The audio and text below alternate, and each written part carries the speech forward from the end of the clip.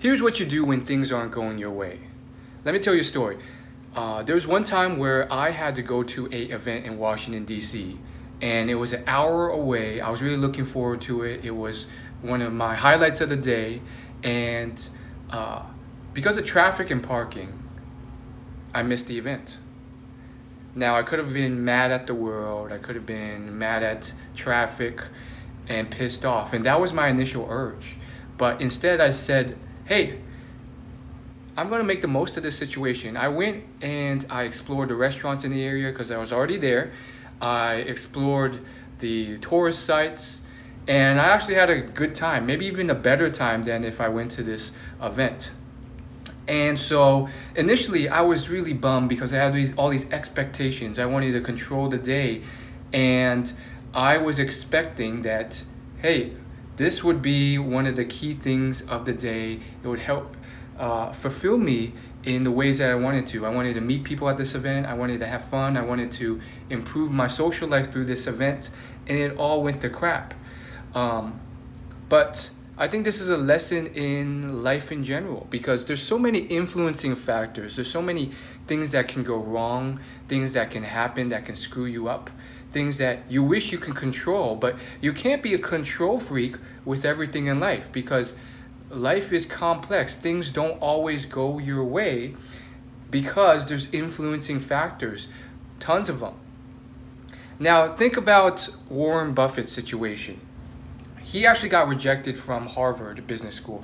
If he had gone to Harvard, he would have never ended up going to Columbia Business School, meeting his mentor, Benjamin Graham, learning the fundamental style of investing that he used throughout his career through Benjamin Graham, through his in-person mentorship.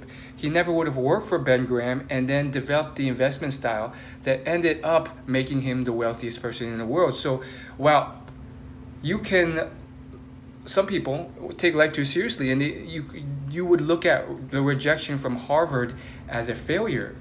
Every closed door can lead to a door that is better than you thought. And so I think it's important to take the failures in life with some humor, some positivity. Warren even laughed at it. He said they took one look at me and they're not interested. And he often jokes and laughs about his rejection at Harvard. Now, you may be going through things that are much tougher than that rejection from Harvard to just another business school. You may be failing at all areas of your life or just not even close to getting into a good school. I know for me, I've dealt with a lot of struggles too, where I'm not even average on certain levels. I am good at other levels, but some areas of life, not so good. So it's important to just kind of audit where you are in life in the four or five major pillars: health, wealth, love, happiness, and spirituality.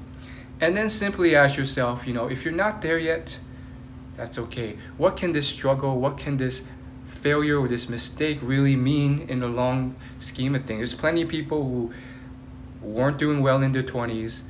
Gary Vaynerchuk, he was basically working for a wine company, stocking wine for his father's business until the age of 33 before he became this business magnate.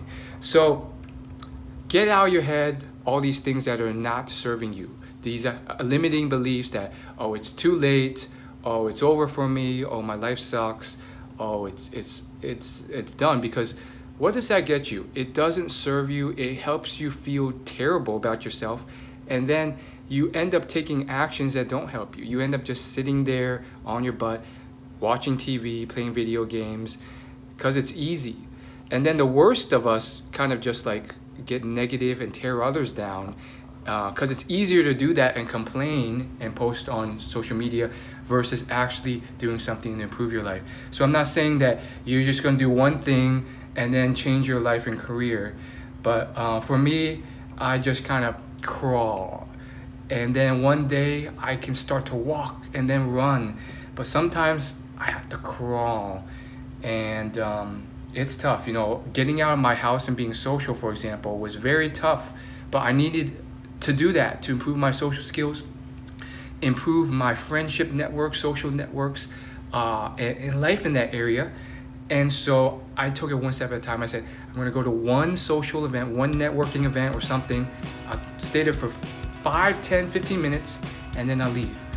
And it was uncomfortable as heck at first, but I crawled. And then after 5 minutes, another day I did 10, and so forth. So I could talk about this forever, but the retention rate matters. So when life isn't going your way, watch this video again, and maybe you'll get somewhere, and maybe I will too.